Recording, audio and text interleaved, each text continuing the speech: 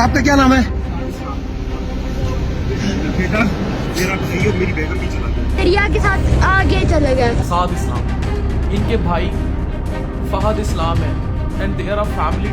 बर्फानी तोता गिरा है। अस्सलाम वालेकुम नाजरीन, सान डस्का भी थमा नहीं जिसमें एक ही फैमिली के तकरीबन 18 से अफराद सैलाबी रैली की नज़र हो गए थे शमाली इलाका जात में कि चिलास में एक और फैमिली जिसके तकरीबन 20 से ज़ायद अफराद थे एक ही कोस्टर में वो सैलाबी रैली में बह गए। डॉक्टर अफान कैसर के बहुत अजीज़ ये फैमिली है और उनके सोशल मीडिया पर ये वीडियोज़ इस वक्त बहुत ज़्यादा वायरल भी हैं, जिसमें डॉक्टर अफान कैसर ने सबसे पहले ये वीडियो लगाई और उन्होंने बताया था कि किस तरह से जो है वो शाहिदा इस्लाम अस्पताल जो कॉलेज हॉस्पिटल है उसके मालकान जिनमें डॉक्टर फ़हद और उनकी फैमिली उनके भाई ये सब एक चिलास में ट्रिप पर गए हुए थे और फिर वहाँ पर सैलाबी रेला आया, जिसमें ना सिर्फ उनकी गाड़ी वहाँ पर वीडियो में देखा जा सकता है कि मौका पर मौजूद जो दीगर गाड़ियाँ थी, एक बड़ी डबल कैबिन गाड़ी थी गालबन रीवो या कोई डाला, इस तरह वहाँ पर कार्स भी मौजूद थी। तो ये सारे के सारी जो गाड़ियाँ थी वो सैलाबी रेले की नज़र हो गई। अब इस यहाँ पर हम आज के वीलॉग में एक तो ये जो हैपनिंग हुई है इसके ऊपर हम हुकूमती नेगलिजेंस नहली के ऊपर तो बात करेंगे, लेकिन साथ साथ बहसीत सिटीज़न हमें ये भी समझने की ज़रूरत है कि इस वक्त पाकिस्तान डिज़ास्टर में गिरा हुआ है और ना सिर्फ हमारे नॉर्दर्न एरियाज़ बल्कि इस्लामाबाद, लाहौर, पंजाब और इवन के जो दीगर प्रोविंसेस हैं वहाँ पर भी जो रेन फॉल है वो बहुत हैवी हो रहा है। तो ऐसी सूरत में हमें बहसीत शहरी क्या करना चाहिए और हुकूमत जो है जिसका किरदार ना ही पहले कुछ बेहतर रहा है, वो फिर गिलियात का वाक़या हो या फिर वो सान डस्का हो या उससे पहले गुजरात के 4 नौजवान जो गिर गए, तो ये सारे इस पर भी हम डिस्कस करेंगे। लेकिन पहले हम ये जो डॉक्टर फ़हद इस्लाम इनके हवाले से आपको बताएं तो डॉक्टर फ़हद इस्लाम जो कि इस सैलाबी रैली में बह गए हैं, उनकी अहलिया डॉक्टर मिशाल वो भी इस सैलाबी रैली में बह गए हैं और ये अब दोनों इस दुनिया में नहीं रहे। जब ये सैलाबी रैला आया तो ये सैलाबी रैला जैसे सबको एक साथ बहा कर ले गया तो उनकी जो मिसिस थी डॉक्टर फ़हद इस्लाम की, जिनका नाम डॉक्टर मिशाल है, वो अपने बेटे के साथ बच्चे के साथ जो है वो बह गई और उनके जो हस्बैंड थे डॉक्टर फ़हद इस्लाम वो उन्हें बचाने के लिए गए और वो भी उनके साथ फिर बह गए। तो फिर उनके जो भाई हैं डॉक्टर साद इस्लाम, उनकी ये वाली वीडियो जो है ये आप देख रहे हैं, ये भी सोशल मीडिया के ऊपर जो है वो इस वक्त वायरल है, जिसमें वहाँ पर मुकामी शख्स उनसे पूछ रहा है और फिर वो बता रहे हैं कि मेरा नाम डॉक्टर साद इस्लाम है और इस तरह मेरा भाई और मेरी जो भाभी हैं वो इस तरह सैलाबी रैली में बह गए हैं। ये भला हो कि उनका रब्ता डॉक्टर अफान कैसर से था और फिर उन्होंने डॉक्टर अफान कैसर ने सोशल मीडिया पर पोस्ट लगाई, हमारे दोस्त आसिफ जट हैं उन्होंने पोस्ट लगाई और फिर जो है वो कहीं जाकर जो डीसी चिलास हैं उनको पता चला कि यहाँ पर अब कुछ करना है। अब यहाँ पर मेरी आप लोगों से एक तो इल्तिजा ये है कि मैं अपना एक्सपीरियंस भी आपके साथ शेयर करूंगा, लेकिन उससे पहले आपको ये बताता चलूं कि आप अंदाज़ा लगाएं कि जहां पर जीटी रोड के ऊपर कोई हादसा हो जाए तो वहाँ पर रेस्क्यू के लिए जो गाड़ी पहुँचती हैं या रेस्क्यू की टीमें हैं वो आते आते कई घंटे लगा देती है। मैंने खुद जीटी रोड पर 12 दफ़ा देखा है लाहौर से या गुजरात से इस्लामाबाद आते हुए कि जेलम में किसी मुकाम के ऊपर जो है वो गाड़ी मेन शहर है वहाँ पर गाड़ी उल्टी हो गई या ट्रक कल्टी हो गया और वहाँ पर उसको सीधा करने में उठाने में 8-8 घंटे लग जाते हैं और मेन रोड बंद रहता है। ये मैं जीटी रोड की मिसाल दे रहा हूँ और इसलिए बता रहा हूँ क्योंकि ये शहर हैं, ग्राउंड मैदानी इलाका जाते हैं, यहाँ पर हुकूमती मशीनरी होती है लेकिन यहाँ भी इतने घंटे लग जाते हैं। अब आप ज़रा सोचिए कि इसी तरह इस्लामाबाद में कल बारिशें आई गालबन 1 या 2 दिन और यहाँ पर भी सईदपुर विलेज जो है वो बह गया। एक निजी हाउसिंग सोसाइटी है इस्लामाबाद की, वहाँ पर एक जो है वो रिटायर्ड या हादर सर्विस कर्नल साहब थे, वो अपनी बेटी के साथ अपनी गाड़ी में बह गए। तो आप अंदाज़ा लगाएं कि इस्लामाबाद फेडरल कैपिटल, यहाँ पर अगर ये सूरत हाल है तो फिर नॉर्दर्न एरियाज़ जो कि इस्लामाबाद से भी 12-12, 15-15, 20-20 घंटे दूर हैं और फिर वो पहाड़ी इलाके हैं, तो वहाँ पर अगर कोई ऐसी हैपनिंग हो जाती है तो फिर किस तरह रेस्क्यू किया जाएगा। मैं आपको अपना एक्सपीरियंस बताऊं कि हम 2022 में जीबी हुकूमत ने इनवाइट किया था हमें कुछ मीडिया पर्सनस को, कुछ शोबिस से लोगों को, तो हम लोग थे तो हमें यार उन्होंने बड़ा वीवीआईपी रखा। लेकिन जब हमारी लास्ट टाइम वहाँ पर मुलाकात थी जो उनके टूरिज़्म डिपार्टमेंट के चीफ थे, लतीफ़ साहब उनका नाम था, तो हमने उनके साथ यही, उन्होंने पूछा कि आपका कैसा रहा ट्रिप, तो वो एक्सपेक्ट कर रहे थे कि हम बताएंगे जी बहुत ज़बरदस्त सुपर डुपर क्या खूबसूरत है हमारा नॉर्थ, नो डाउट खूबसूरत है, बट कुछ जेन्युइन प्रॉब्लम्स हैं। उन जेन्युइन प्रॉब्लम्स जो हैं वो 2022 में भी थी, उससे पहले भी थी और ताहाल वो मौजूद हैं। नंबर 1 जो नेटवर्क का इशू है وہ بہت سیریس ایشو ہے. یہ جو گجرات کے 4 نوجوان جن میں سے اٹلی میں سے آئے ہوئے تھے, ان کے ساتھ جو واقعہ رونما ہوا, تو چوتھے روز جا کر گھر والوں کو پتہ چلا کہ ہمارا بچوں سے رابطہ نہیں ہو رہا, اور پھر 10 دن گزر گئے. اور آپ اندازہ لگائیں کہ وہ 4 نوجوانوں میں سے ایک جس کی ڈیڈ باڈی گاڑی کے باہر پڑی ہوئی تھی, وہ یہی اشارہ کرتی ہے کہ وہ زندہ صحیح سلامت گاڑی سے خود نکل کر باہر آیا تھا. لیکن چونکہ وہاں پر اگر کسی ویسے صحت مند انسان کو 2 دن 3 دن 4 دن کھانا پانی نہیں ملے گا تو وہ مر جائے گا, اس کی ڈیتھ ہو جائے گی, تو وہ تو پھر بھی زخمی حالت میں ہوگا. نیٹ ورک کا ایشو,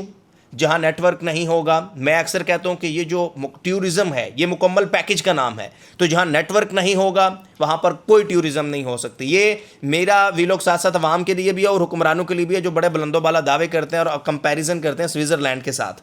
دوسرا جو سب سے اہم ایشو ہے وہ ہے ریسکیو اینڈ ریلیف کا. آپ اندازہ لگائیں کہ گلیات والا واقعہ آپ کو یاد ہوگا, اسلام آباد سے ٹول سے اوپر سے جب کوئی گاڑی گزر کے جاتی ہے تو آپ کے پاس ریکارڈ کا حصہ ہوتی ہے. اب یہاں پر حکومت کی جو ہمیں جو ہے نا وہ لالچ بھی کہیں دکھائی دیتا ہے, نیگلیجنس بھی دکھائی دیتی ہے, نااہلی بھی دکھائی دیتی ہے. ٹول ٹیکس آپ نے 30 سے 70 روپے کر دی ہے,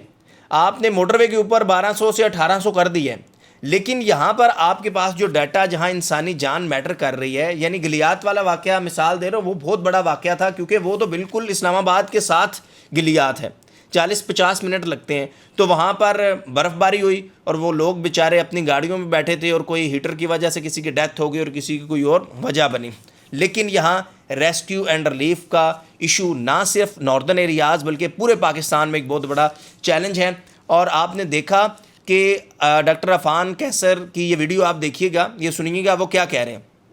وہ کہہ رہے ہیں کہ مقامی افراد نے مدد کی, یعنی ڈی سی چلاس بھی کچھ نہیں کر رہا, اس نے جسٹ ریسکیو کیا اور اس کے بعد وہ اپنے جو ڈی سی ہاؤس میں لے آیا. اس کے بعد وہاں پر نہ ہی زمینی راستہ ہو رہا ہے اور نہ ہی ہوائی راستہ ہے. تو یعنی ہوائی راستہ تو ممکن ہے کہ وہاں پر اگر ہیلی کاپٹر جو ہے وہ چلا جائے تو وہاں پر ریسکیو کیا جا سکتا ہے, لیکن ناردرن ایریاز میں number 1 network problem, number 2 rescue and relief کی پرابلم جو کہ بہت سیریس پرابلم ہے. اور اس کے بعد پھر وہ جو سیکنڈری پرابلمز ہیں ہوٹلز کا اینڈ فوڈ کا, وہ بندہ جو ہے وہ ٹینٹ لگا کے خود بھی کر لیتا ہے, فوڈ بندہ خود بھی کر لیتا ہے, لیکن یہ 2 اہم پرابلمز ہیں جو کہ ڈائریکٹلی کنیکٹڈ ہیں. سو پلیز آپ جب جائیں, اور اس کے علاوہ بحیثیت ٹورسٹ, بحیثیت سٹیزن, ہمیں جو ریلیونٹ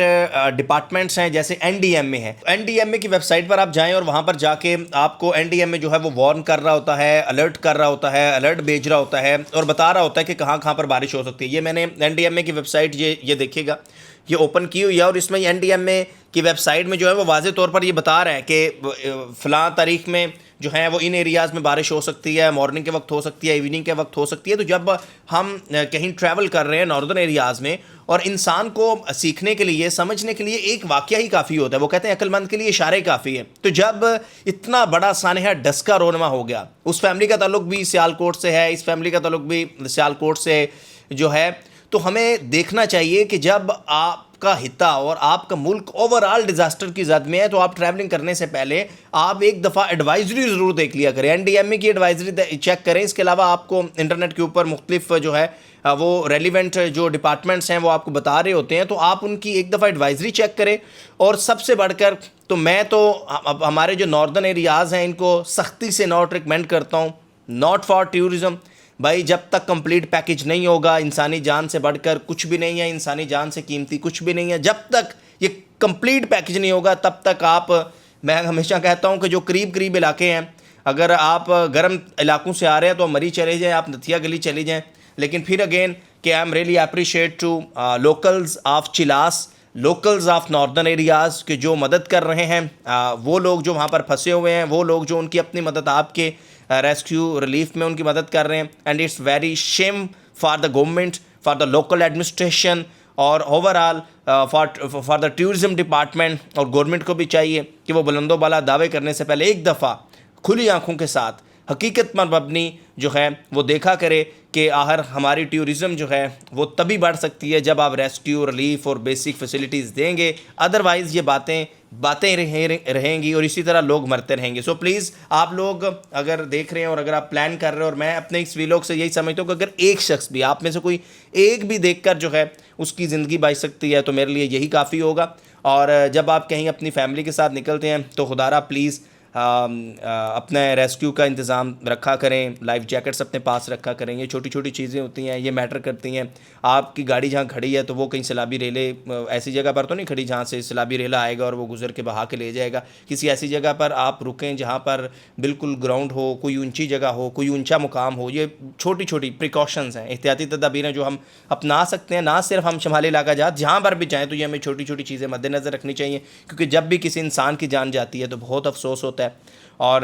حکومت کے اوپر جو ہے وہ ہم کوئی امید نہیں کر سکتے, کیونکہ حکومت کی پرائرٹیز ہی کچھ اور ہیں. لیکن ویری انفارچونیٹ جب اتنی بڑی لٹریٹ فیملی, ڈاکٹر فہد اسلام, ان کے بھائی سعد اسلام کی جو فیملی ہے, اور ڈاکٹر فہد اسلام اس دنیا میں نہیں رہے, ان کی اہلیہ اس دنیا میں نہیں رہیں, تو بہت انفارچونیٹ ہے. ہمارے پاس پہلے سے ہی جو ہے وہ ذہین لوگ, قابل لوگ کم ہیں, اور اگر اس طرح وہ ڈیزاسٹر کی نظر ہوتے رہیں گے تو پاکستان کا مستقبل کیا ہوگا. اٹس ویری انفارچونیٹ, یہ سوچنے والی بات ہے. اور پلیز خدارہ جب بھی کہیں ٹریول کریں پہلے ایڈوائزری ضرور چیک کر لیں, اینڈ حکومت کے لیے, خدا کے لیے کچھ کریں.